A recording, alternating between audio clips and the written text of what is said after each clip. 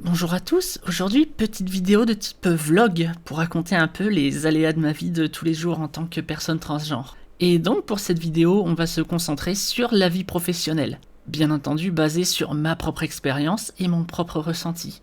À savoir qu'en tant que personne en transition, chercher et surtout garder un travail peut être éprouvant. On est déjà en proie à une dysphorie constante, on complexe, on remet constamment son passing en doute, du coup on sait pas comment présenter vis-à-vis de ses collègues, et de fait on est en stress dès qu'on doit avoir des interactions avec les gens qui travaillent avec nous. Du coup, entre ça, ma transition que je voulais faire avancer plus vite, et toutes les activités que j'accomplissais à la maison, jardinage, YouTube, travaux, j'étais resté 2 ans sans emploi. Bref, après 2 ans d'inactivité professionnelle, j'ai enfin retrouvé un travail, en charcuterie traiteur. Alors que ma formation est en mécanique outillage et conception et que j'avais surtout travaillé en coutellerie jusqu'à maintenant. Mais bon, il n'y a pas de saut métier, à part politicien bien sûr, et toute expérience professionnelle est bonne à prendre. Voir de nouvelles choses est toujours intéressant. Du fait de mon parcours professionnel, le patron était quelque peu sceptique au début, mais voyant que j'avais l'envie de travailler, il m'avait laissé ma chance. Mes nouveaux collègues étaient également incertains quant à ma capacité à effectuer le travail convenablement, de fait de mes antécédents et passions peu raccord avec ce nouveau travail. Mais très vite, ils ont fait l'expérience d'une de mes spécificités. J'apprends très vite. En seulement quelques jours, les réflexions sont passées de « Ah bah, on voit bien que c'est pas un travail pour toi quand même. » Ah, on espère que tu vas rester un peu quand même parce que mine de rien, tu travailles bien. Jusque-là, rien non plus d'exceptionnel en rapport avec ma transidentité, mais on va y venir. Comme mes papiers ne sont pas encore à jour à ce niveau-là, que ce soit ma carte d'identité, ma carte vitale, mon permis de conduire, etc., j'avais préféré jouer la carte du « officiellement je suis un mec, donc on va être un mec au boulot ». Je pensais que ça porterait moins à confusion. Sauf que j'ai tellement un bon passing que certains collègues n'ayant pas eu l'info au début m'appelaient elle et que le patron s'était senti obligé de commenter mon côté efféminé, me demandant même si j'étais gay. Ce à quoi j'avais juste répondu « c'est plus compliqué que ça ». Mais voyant que je souhaitais pas m'étaler sur le sujet, il a juste lâché l'affaire. L'important étant que j'avais besoin d'un travail et lui de salarié, le reste peut se passer d'explications. Je reviendrai là-dessus quand mes papiers seront à jour, parce que oui, c'est en cours. Le fait est que dans cette boîte a débarqué un femboy à qui on peut faire découper de la viande saignante, des tripes, des abats et qui en redemande en plus. Je n'ai absolument aucun problème avec ce genre de travail et je trouve que le contraste entre mon apparence et ce type de boulot est assez amusant. Après, tout n'est pas rose non plus dans l'entreprise. Le patron, sans être méchant, peut avoir ses humeurs et est parfois difficile à supporter et assez oppressant. D'autant que c'est le genre de travail où mon rôle n'est pas vraiment défini. On me fait changer de poste constamment pour aider tel ou tel collègue et du coup, même si je développe très vite mes compétences, je ne gagne pas en autonomie, vu que je suis juste une assistante au final. Le problème étant que si mes collègues ne m'assignent aucune tâche, je peux me retrouver momentanément à n'avoir rien d'utile à faire et que j'angoisse que me tombe dessus au mauvais moment pour me faire la réflexion que je suis pas supposé être payé à rien faire. D'autant que j'ai déjà des problèmes pour travailler vite.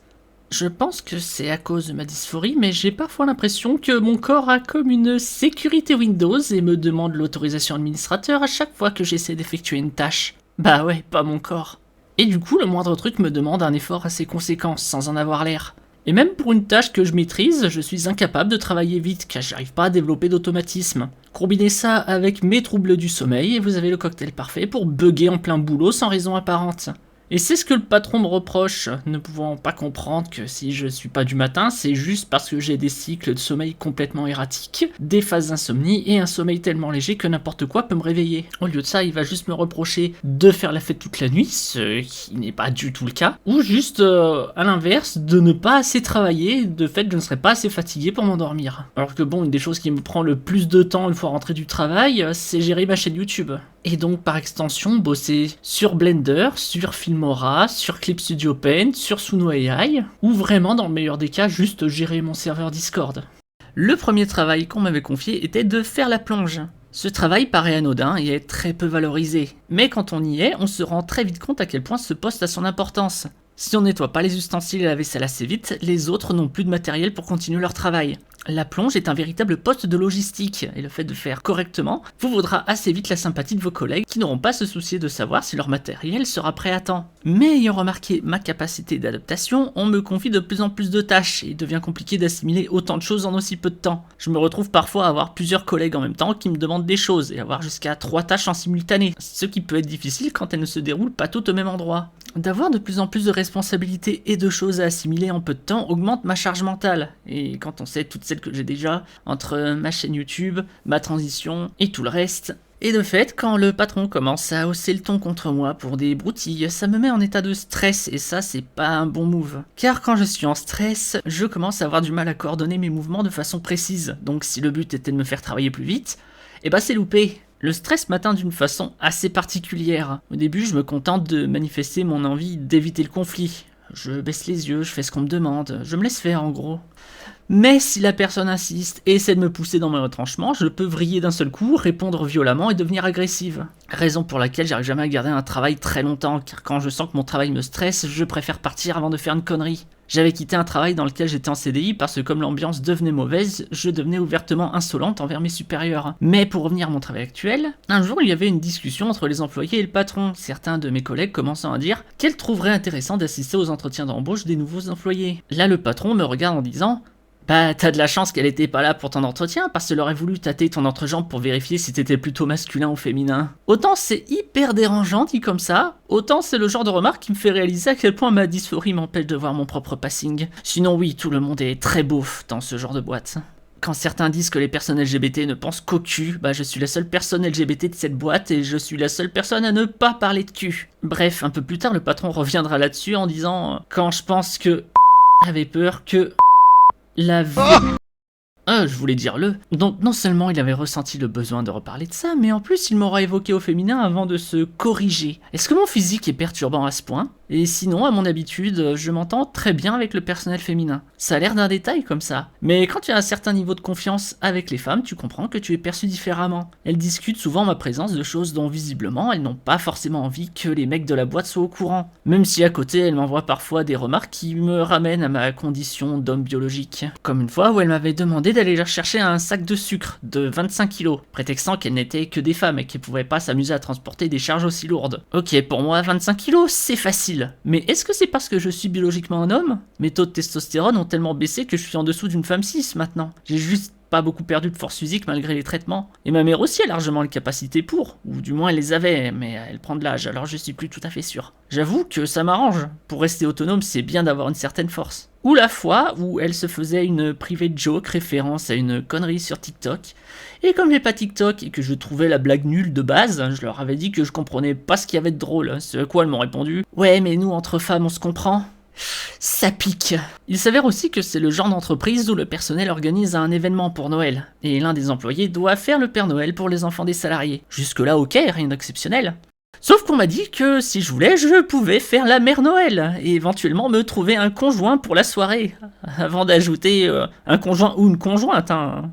Après tout, tu fais ce que tu veux. Mais un seul à la fois, faut pas abuser. Ah dommage, je pense que j'aurais pu ramener beaucoup de monde. À un moment, un de mes collègues voulait organiser une soirée chez lui, et j'avais été convié. En soit, encore une fois, rien d'anormal, mais c'est pendant la soirée que les choses seront intéressantes. À la soirée seront présents plusieurs collègues de travail, mais aussi des personnes extérieures à l'entreprise, y compris une femme avec ses 2 filles, qui avaient genre entre 7 et 11 ans, si mes souvenirs sont bons. Du coup, tous mes collègues de travail m'appelaient il, et les autres m'appelaient elle, et pensaient que mes collègues me genraient au masculin pour se moquer de moi. La compagne d'un de mes collègues de travail me posant même des questions de type et du coup, tu vis toute seule ? T'as un copain ? Etc. Et avait passé la soirée à m'appeler elle devant tout le monde sans que ça ne choque personne. Une des gamines me posait aussi des questions du type mais du coup, ton prénom, c'est un prénom de fille ou un prénom de garçon ? Pourquoi des moments t'as plutôt une voix de garçon ? Alors pour clarifier ça, il s'avère que mon prénom actuel est également un adjectif, donc qui peut s'accorder, mais un accord qui se différencie pas toujours à l'oreille. Du coup, j'ai déjà vu des personnes écrire mon prénom au féminin parce que me percevant d'entrée de jeu comme une femme. Et pour la voix, bah comme j'étais avec des collègues de travail avec qui je suis encore officiellement un homme, de fait je féminise pas autant ma voix que dans d'autres contextes. C'est quelque chose d'automatique, donc j'ose espérer que ça passera tout seul quand mon statut officiel aura changé. Mais visiblement ma personne prêtait tellement à confusion que quelqu'un a fini par venir me voir pour me dire « Au pire que tu sois un mec ou une nana, on s'en fiche, l'important c'est que tu sois quelqu'un de bien ». Au final tout ça peut aider à faire comprendre pourquoi genrer correctement les personnes, qu'elles soient cis ou trans, peut être important, et pourquoi permettre à une personne trans de faire ses papiers en toute sérénité peut complètement changer la donne dans beaucoup de situations. Ça peut éviter des quiproquos ou juste des situations gênantes où plus personne ne sait comment s'adresser à vous. Beaucoup de choses ont changé quand j'aurai mes papiers à jour. D'officialiser mon nouveau nom va me permettre de lancer certains projets tels que reprendre une licence de tir, passer le permis de chasse, créer ma propre entreprise, etc. J'ai vraiment envie de monter ma propre entreprise, déjà pour pouvoir vivre de mes passions et aussi pour être sûr de ne pas me retrouver encore bloqué dans une boîte où des gens pas toujours sympas me mettront la pression pour que je fasse toujours plus en étant toujours payé au salaire minimum. Et vous allez me demander, mais qu'est-ce que tu comptes monter comme entreprise? Et ce à quoi je répondrai, je veux créer une armurerie. Mais pourquoi une armurerie? Tout simplement parce que, outre le fait que j'aime les armes pour leur côté pratique et esthétique, que j'aime tirer, etc., en France, beaucoup d'armes sont rares et chères, et que faire mes propres armes me permettra de contourner ce problème, ainsi que recréer certaines armes de titre telles que Valkyria Chronicles, que je trouve très cool. Ça permettra également à des passionnés qui n'ont pas forcément un gros budget de se procurer des copies fonctionnelles et moins chères que certains modèles d'origine, ou juste d'avoir un atelier d'armurerie pour l'entretien et la réparation de leur matériel. C'est un sacré projet, surtout quand on sait que les métiers des armes nécessitent des attestations qui coûtent cher et qui doivent être renouvelées périodiquement. Du coup, j'avais pensé devenir armurière dans la gendarmerie du coin, une fois mes papiers à jour, en attendant d'avoir le budget pour financer mon projet. À savoir par contre comment concilier tout ça avec le Metal Valkyrie Project, qui est aussi un projet qui me tient vraiment à cœur et que je veux voir évoluer. Ma chaîne YouTube ne va certainement pas fermer, j'aurai toujours envie de créer de l'animation, faire du montage, pour rire et faire avancer mon projet de série. En attendant que mon armurerie soit fonctionnelle, j'essaierai au moins d'avoir un atelier de forge pour faire des cosplays, des accessoires en métal. Faire les armures de mes personnages, c'est tellement un truc que je veux faire aussi. Je voulais aussi faire comprendre par mon expérience que être trans, c'est pas juste être un homme avec une perruque ou qui fait semblant d'être une femme. C'est quelque chose de beaucoup plus profond que ça.